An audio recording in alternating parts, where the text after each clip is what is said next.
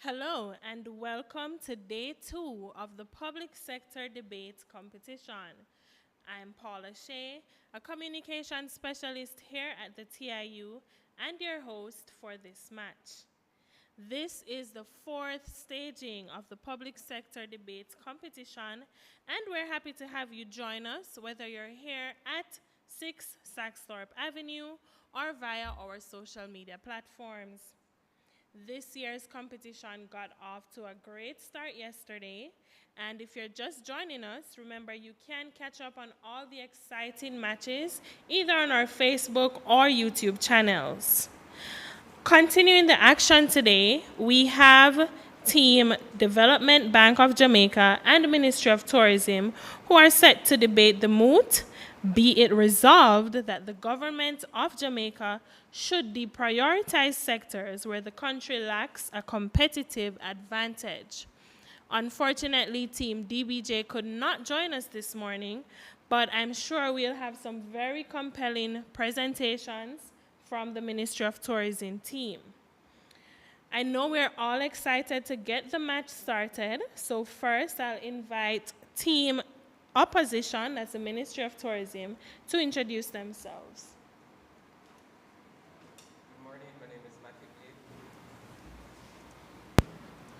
Morning, my name is Matthew Blake, and I work in the Corporate Communications and Public Relations Division at the Ministry of Tourism. Good morning, everyone. My name is Shakira Morgan, and I'm the International Relations Officer. Good morning, everyone. My name is Davita Keane, and I am in the Executive Office as a Corporate Secretary with the Ministry of Tourism. Thank you, Team Tourism. And the adjudicators for today's match are, of course, our partners from the Jamaican Association for Debating and Empowerment Limited, JADE. Judges, please introduce yourselves. Good morning, everyone. The name is Javon Downey, and I'll be serving as the chair adjudicator for this match. Good morning, everyone. My name is Roshana Jarrett, and I'll be a wing adjudicator today. All right, and good morning, everyone. I am Najani Stewart, and I'll be your other wing adjudicator for this match. Thank you, judges. The teams are familiar with the rules, but I'm sure our judges will give you a quick briefing before we get started. Over to you, judges, and good luck, team.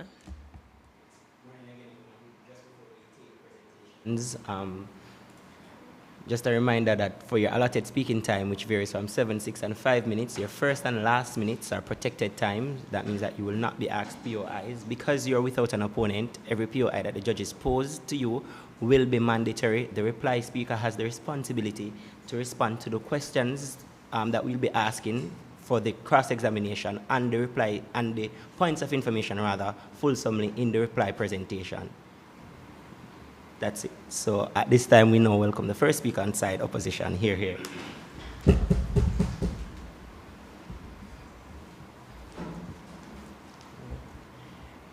Honorable adjudicators, my esteemed colleagues on the opposition, and members of the audience, good morning. The opposition rises today to challenge the motion that the Government of Jamaica should deprioritize sectors in which the country lacks a competitive advantage. We argue that such a policy is short-sighted and risks limiting Jamaica's long-term economic potential.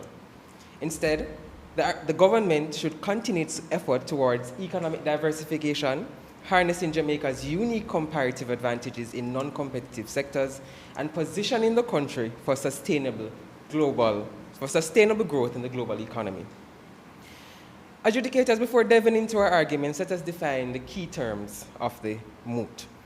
Competitive advantage refers to the ability of a sector or industry to outperform its competitors in cost, quality, innovation, or other key performance indicators.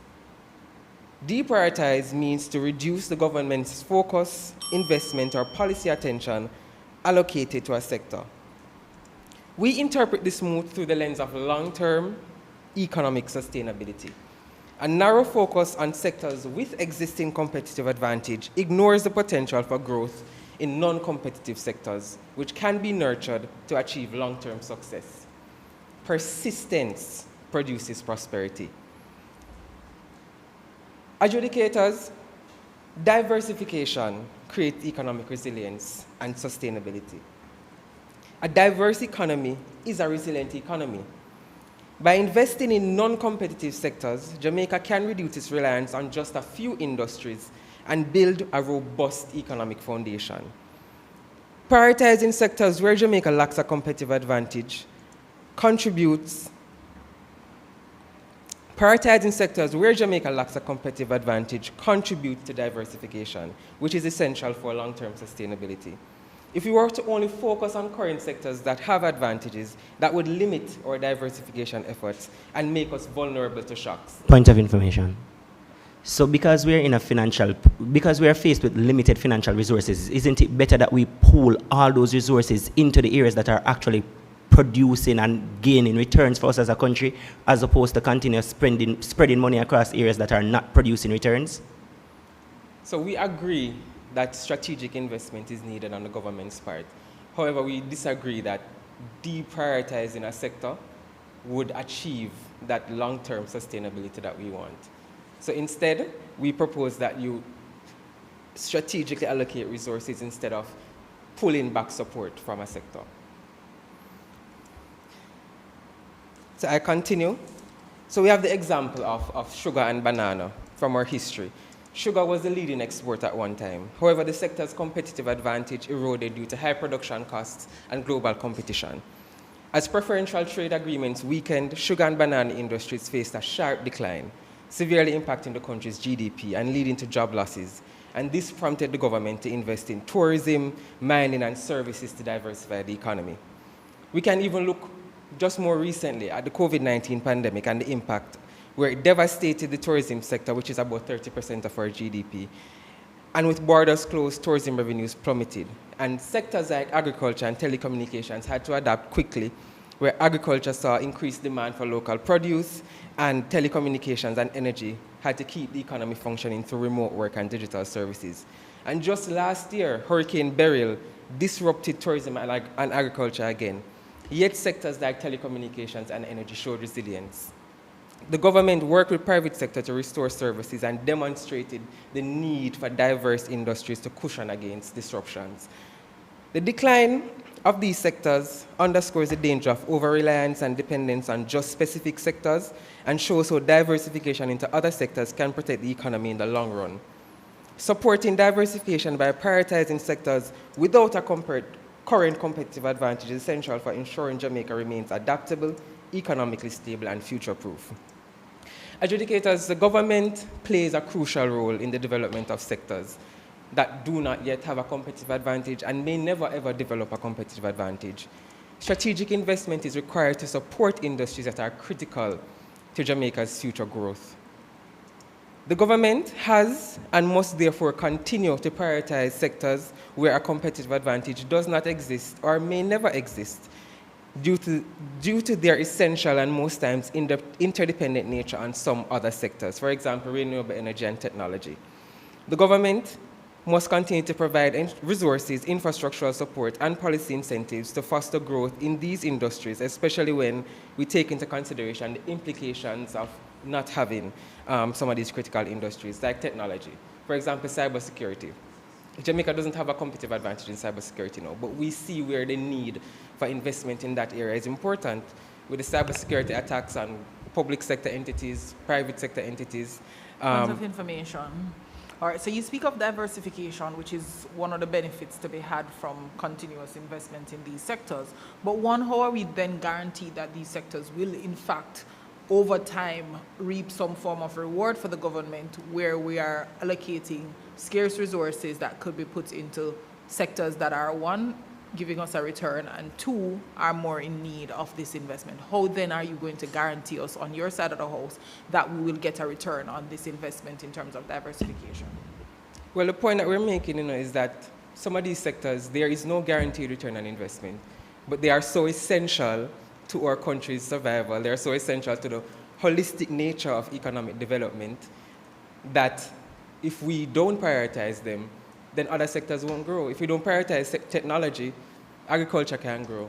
And if we just focus on the sectors that currently have a competitive advantage, that's not sustainable, because what happens when we, for example, tourism, we start to experience over-tourism concerns and issues with the environment. What then do we do? So the National Science, Technology and Innovation Policy emphasizes the importance of sectors like technology and renewable energy. And the policy itself says that these sectors underpin the growth of the entire economy. Countries like Singapore prioritize research and development in the nation's non-competitive industries, and this led to the creation of new profitable sectors in the country. By deprioritizing these sectors, the government risks hindering Jamaica's potential for future growth, undermining the nation's efforts to build a sustainable economy, as I said. In summary, adjudicators, the audience, and audience members, the first arguments presented today underscore the importance of diversification and government support. In our second half, my colleague will address the critical issue of building competitive advantage over time, as well as the demoralizing effects that deprioritizing sectors can have on the Jamaican workforce. As I close, I wish to reiterate that the opposition stands firmly against the proposition's call to deprioritize non-competitive sectors. By narrowing the focus on investment, Jamaica will lose its ability to diversify and build resilience in the face of global challenges. Our examples from sugar, banana, COVID-19, and Hurricane Beryl show that diversification is not a luxury, but a necessity for the future. I thank you. All right, thank you very much, first speaker. So now we'll engage in a period of cross-examination. We'll pose questions to you that your responses are capped at 30 seconds. All right, thank you. My first question to the team is, where government is pumping money and resources into these sectors, I'm not getting a framework or any policies that the government will put in place to ensure that, one, these companies develop a competitive advantage, or two, does not become a drain on the economy or the country's purse.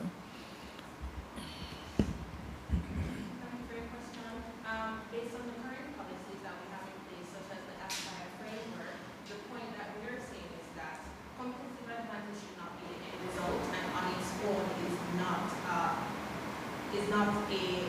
sustainable way to go with regards to our economic development. So even if there is not a competitive advantage, the interdependence of all sectors, it is necessary for us to invest in these entities to ensure that our competitive entities remain competitive.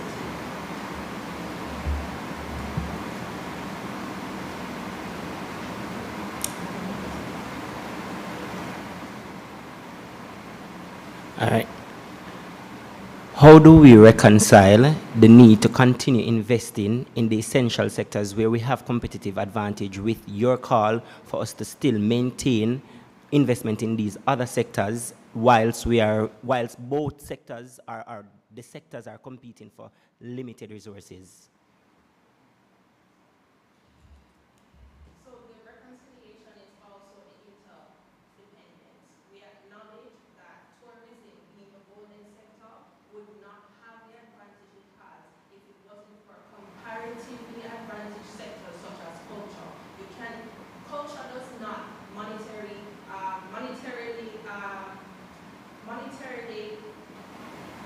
provide the same output that tourism does. But when you look at why people come to Jamaica, it is due to our culture. That's one of the main points. So it is important.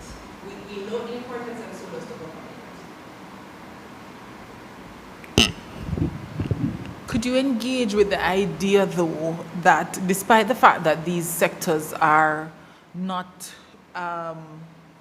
these sectors do not have a competitive advantage now, but in the long run, they have the potential to develop a competitive advantage, and therefore, that is the reason why the government should actually continue investing in them? Or do we then say these sectors, we don't have the resources, we don't have the funding, and therefore they'll, quote unquote, have to figure their way out? So our position is, government standing clearly, yes, even without the competitive advantage, we should continue to support them because of their independence. But yes, we should continue to support them. They're crucial, they're necessary. competitive advantage can be fleeting, and we're performing against larger companies that can outrun us. So focusing on competitive advantage alone is not the way. All right, so we operate in a free market economy, and should the government deprioritize these sectors that they are currently prioritizing, again, based on their interdependency, don't you think that the companies or the entities and the sectors would automatically regulate to meet the market demands if the government stopped prioritizing them? There should be some economic resilience in these sectors and in these entities that should allow them to continue without dependence on government prioritization.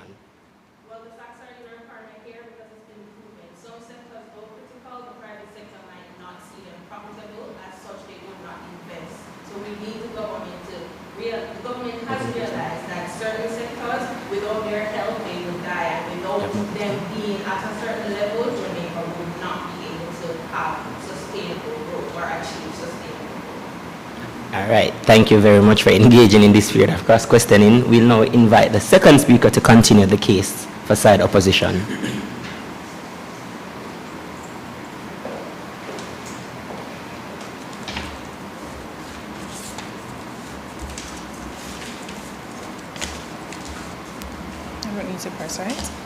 I don't need to press it. Thank you, Mr. Speaker. I think you just turned it on. Thank you, Mr. Speaker, and a pleasant morning to you all.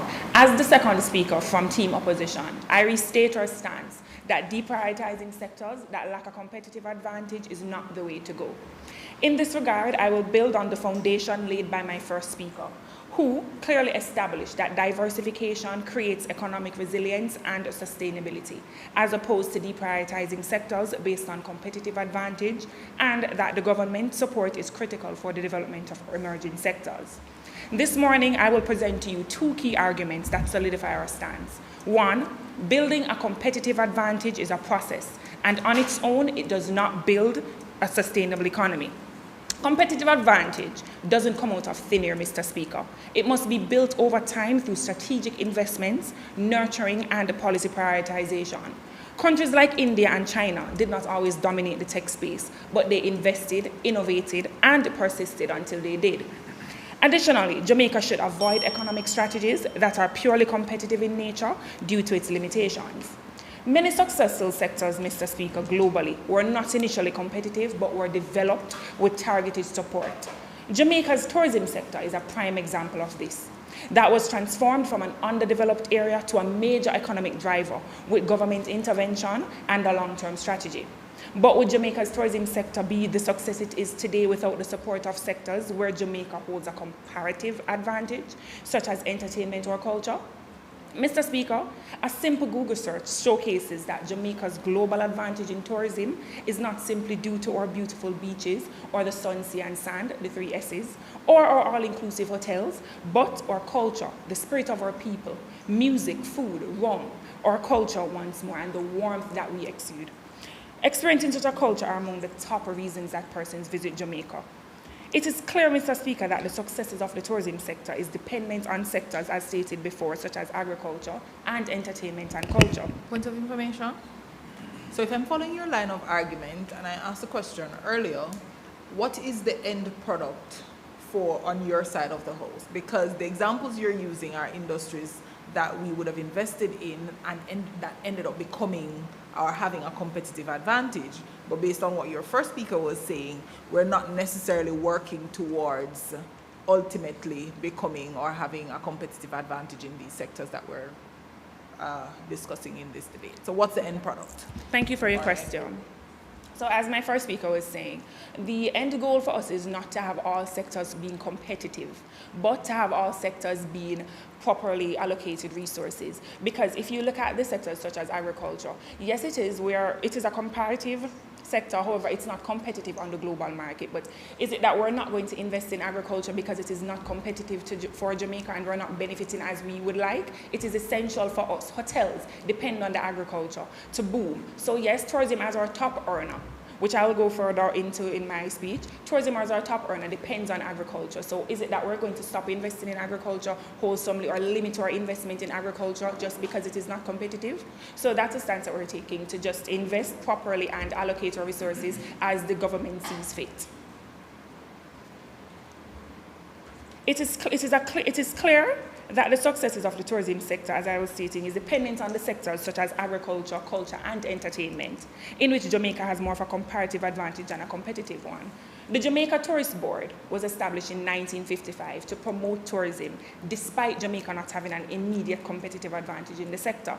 Over the decades, strategic investment, government policies, and marketing efforts cultivated Jamaica's competitive advantage, transforming it into our top foreign exchange earner and our golden sector. As you can see, we're wearing yellow to signify this, which, according to the JTB, contributed $4.2 billion in 2024 and is projected to contribute another $4.5 billion in 2025 and $5 billion in 2026. Furthermore, even within our marketing efforts, the music, the people, and our beaches are what are advertised as brand Jamaica. The tourism sector showcases just how important non-competitive sectors are to the overall success of our nation and makes clear why we should continue to invest in and prioritize sectors that are currently non-competitive. Mr. Speaker, even if Jamaica employs a competitive advantage-driven economic strategy, given our financial and infrastructural limitations and our current inability to keep pace with rapid changing in industries, such as agriculture and technology, how do we and for how long would we be able to maintain such an advantage in the future? Point of information. That is exactly the problem that we're having. Because we have limited financial resources, we think it is best for us to utilize those limited resources in the areas that are already competitive. Thank you for that question, Mr. Speaker. Good point. However, yes, we know that we should allocate resources to maintain our competitive advantage. However, as my first speaker was saying, if it is that we pool all our resources and put them into tourism, and tourism decides to, say, another pandemic, a Hurricane Beryl happens, and we have persons not coming to Jamaica, then what do we do? Tourism saw a major fallout during COVID-19, my apologies, and tourists were not able to come because you had limitations on travel. Flights were not coming to Jamaica. You had different restrictions. You had all these policies occurring. The OAS, the Organization of American States, had to come up with a high-level policy forum in 2021 to speak on this issue to help build back the tourism sector, which is still on its way to being the great sector that it once was. So if it is that, as you said, we over allocate our resources to tourism and ignore the other sectors, what happens is that tourism, in its essence, if it fleets, then the country's economic growth fleets and future development is hindered. While competitive advantage can be built, it should not be the cornerstone of our economic strategy. Deprioritization is demoralization, is my second argument, Mr. Speaker. The government would be demoralizing a skilled labor force if it is that they deprioritize sectors, likely forcing them to reskill or migrate to better. All right, thank you very much. Thank you for your presentation. So now we'll engage.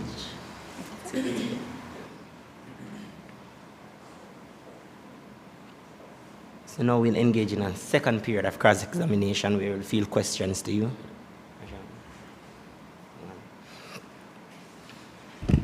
All right. Based on both presentations, one of the sectors that have been highlighted is tourism and how tourism took a hit during the pandemic.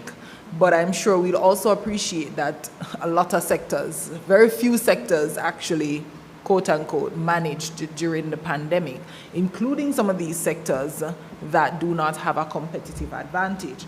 So how then do you justify to the Jamaican people the allocation of the limited resources to these sectors that were not guaranteed will in turn or hopefully become competitive? How then do we convince them that we need to allot their hard-earned taxpayer dollars into these sectors that aren't guaranteed to give us a return on our investment? In response to that question, thank you again, adjudicator. In response to that question, our answer is simple.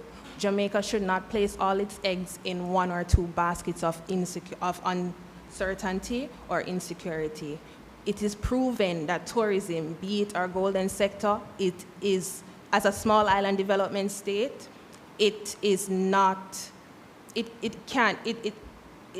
reliant based on our position, where due to hurricanes and things like that, it will be impacted. As such, Spreading it out, ensuring that we have one egg over here, another egg over here, will ensure that if something is to happen where Jamaica loses competitive advantage in tourism, Jamaicans won't go hungry. We won't have the large-scale fallout with regards to jobs like what happened in COVID-19, leading to several tourism workers leaving the sector and have to rely on entrepreneurship, and many have not returned. The wording in the motion speaks to deprioritization, not abandonment. Yes. So another aspect of the motion speaks to a competitive edge. So what we've been getting at on the adjudication panel is that there's a greater emphasis or a greater propensity for us to earn more in sectors where we have a competitive advantage as opposed to sectors that don't.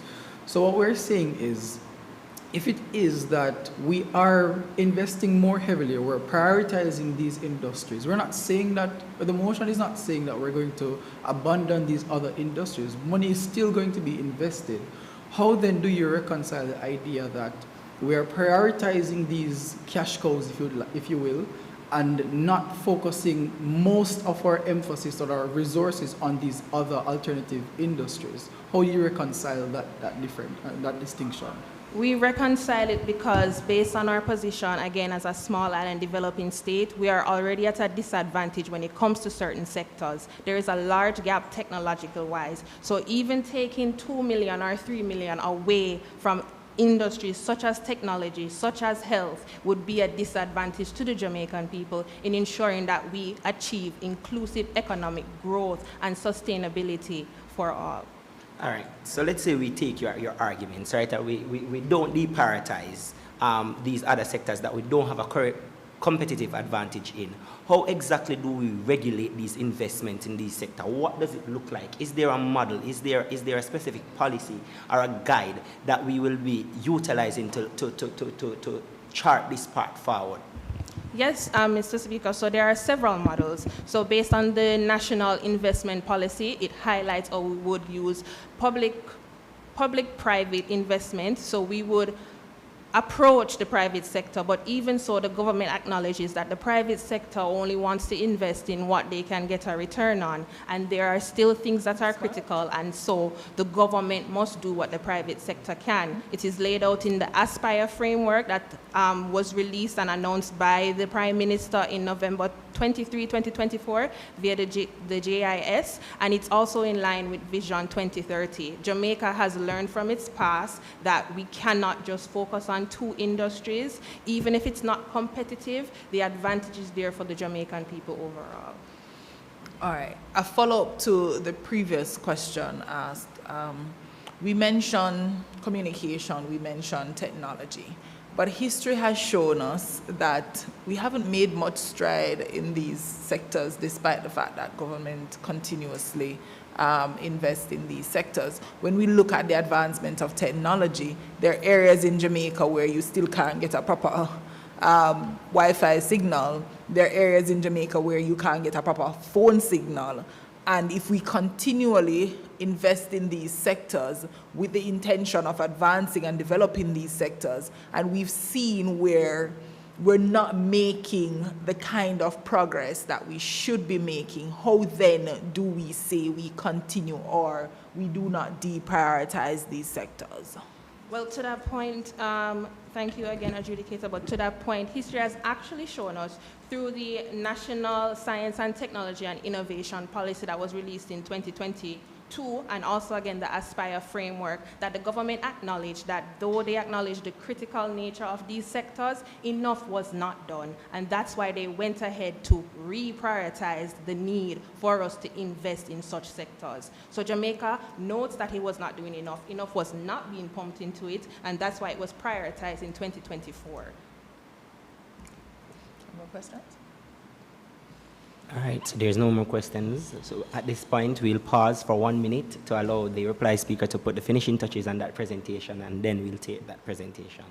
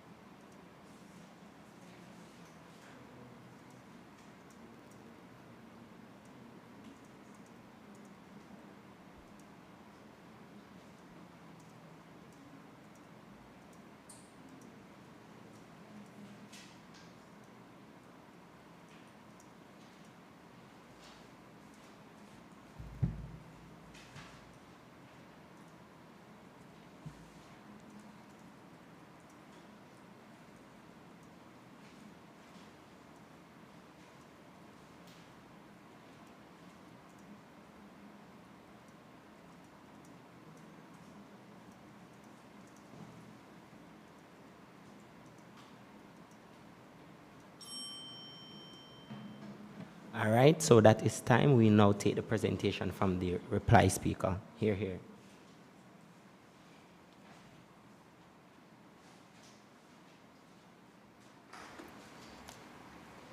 Honorable judges, worthy opponents, and esteemed audience, be it a time of war, economic or health crisis, or just being outgunned, the industries that currently serve as Jamaica's bread and butter will not suffice forever. We must treat our currently prioritized sectors as Jamaica's grain, yeast, milk, and oil, and the government's supportive policies as Jamaica's oven.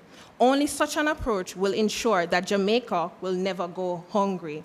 In response to the concerns of the adjudicators with regards to pooling and investing to get a greater return on investment, our answer is the government is not a business. The business of the government are the people. The welfare of the people come first before making such a great profit and risking their livelihood otherwise. Mr. Speaker, Jamaica's best chance of achieving her developmental goals is to continue on the path towards true economic diversity. As such, the opposition echoes its rejection of the Moot, which calls for the deprioritization of sectors where the country lacks a competitive advantage. Our presented points clearly showcase that deprioritization of non-competitive sectors is a short-sighted and harmful economic strategy that should be left in the past. Jamaica must press ahead with its developed plans and policy, such as Vision 2030 and the Aspire framework, aimed at achieving inclusive and sustainable growth. Our first speaker, through the use of examples such as our history of our sugar and banana industries and the impact of COVID-19 and Hurricane Beryl on the Jamaican economy, eloquently underscored the dangers of being over-reliant or dependent on one or two sectors. As you know, the competitive advantage that Jamaica has is in one or two sectors, more so one, as all others can be considered to be comparative. We know that we have a unique product, but it is not a case where we outperform globally. It is not a case where we outperform regionally, so it is not competitive. Further, Mr. Speaker, such examples point out that diversification, not deprioritization, is key to developing a resilient and sustainable Jamaica. Persistence rather than deprivation builds prosperity. We hold firm that critical sectors with or without a competitive advantage must be prioritized. The government must continue to provide resources, infrastructure, and policy incentives to foster growth in industries such as technology, which underpin the growth of all sectors and has become a critical factor in national security and our sovereignty. Our second speaker in great detail argued that building competitive advantage is a process and on its own does not build a sustainable economy. Jamaica's tourism sector stands as the perfect example of a sector who was able to build a competitive advantage through government support and leveraging the comparative advantage of sectors such as culture and entertainment. We concluded this point by throwing out the gauntlet to our opponents that even if Jamaica employs a competitive advantage-driven economic strategy, given our limitations, how do we and for how long will that advantage suffice? Penultimately, we made the point and stand by it that deprioritizing non-competitive industries sends a dangerous and demoralizing message to the wider population as it discourages talent development and forces skilled workers to migrate. Not everyone wants to be a call center worker. Not everyone wants to work in a hotel. Brain drain is already a major issue in Jamaica. If Jamaica abandons or reduces its support for such industries, we risk losing even more professionals to these other countries and assist them in being even more competitive. Lastly, the acceptance of said moot stands to contradict the mandate of organizations such as the Development Bank of Jamaica, with a noted vision of being Latin America and the Caribbean's leading development finance institution that drives sustainable development and contributes to innovation and broad-based socioeconomic growth. Acceptance of this moot renders the DBJ visionless. We reject this moot. Thank you. All right, so we thank the reply speaker from side opposition. Oh, welcome,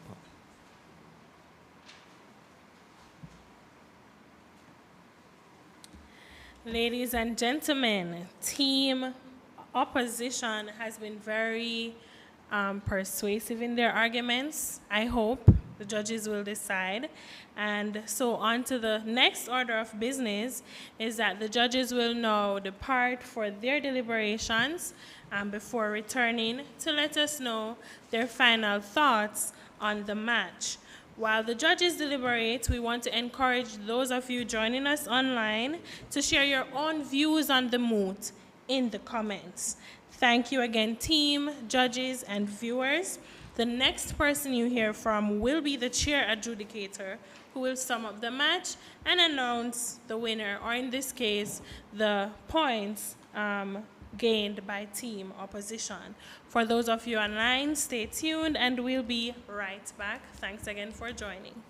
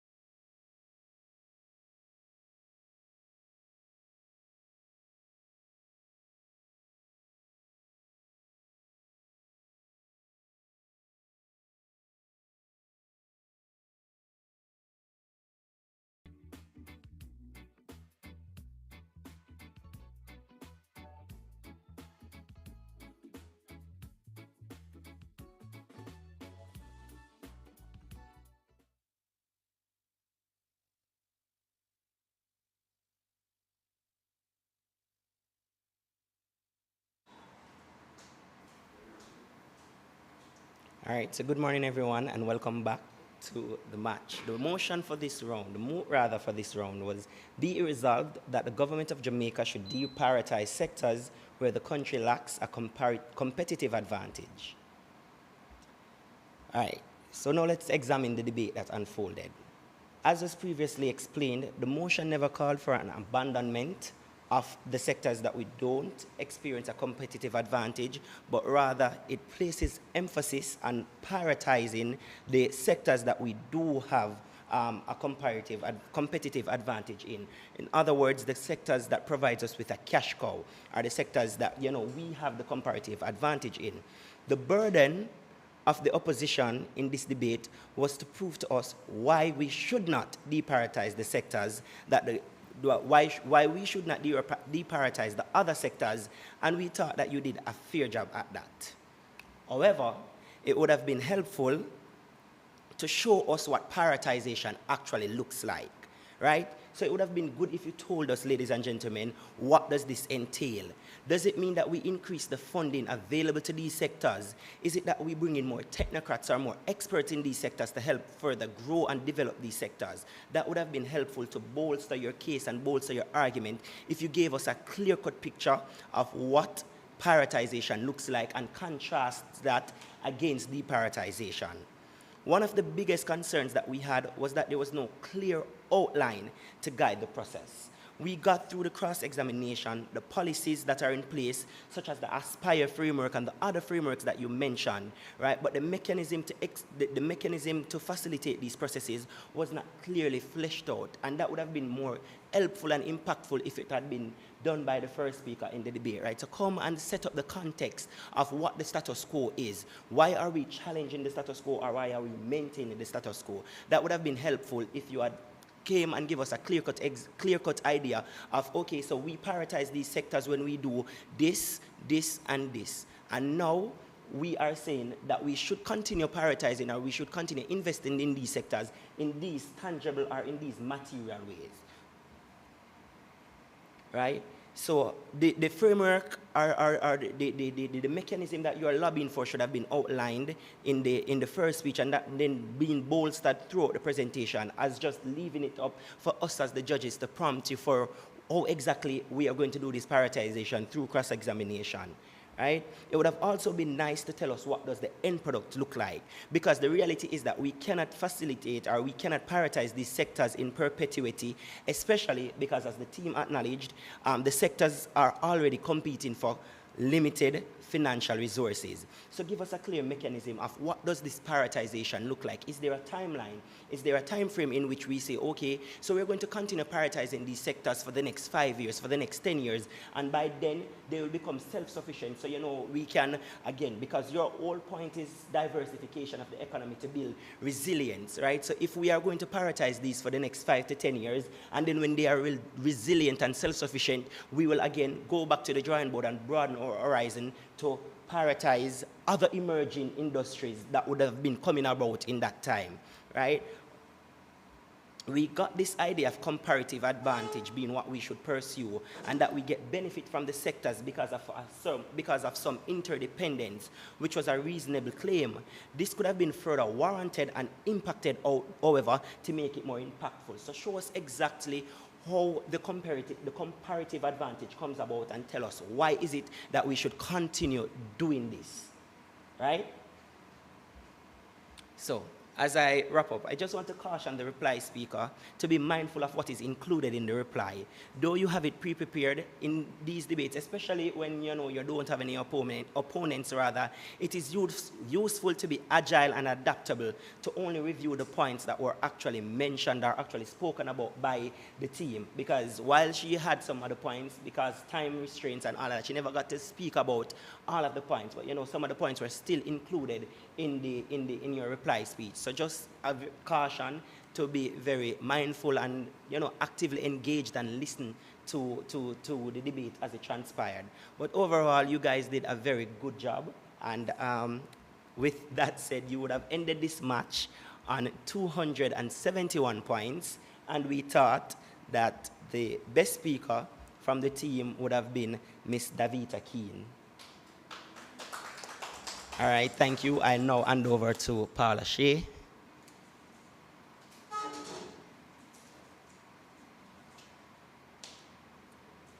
Thank you again, judges, for your thoughts. Very well put together.